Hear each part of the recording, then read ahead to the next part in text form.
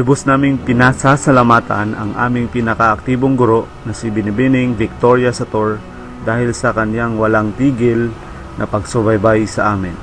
Higit sa lahat, ang Poong May Kapal, sa kanya nagmula ang lahat. Paunawa. Ang susunod na palabas ay may masaselang eksena at tagpo na hindi angkop sa mga bata.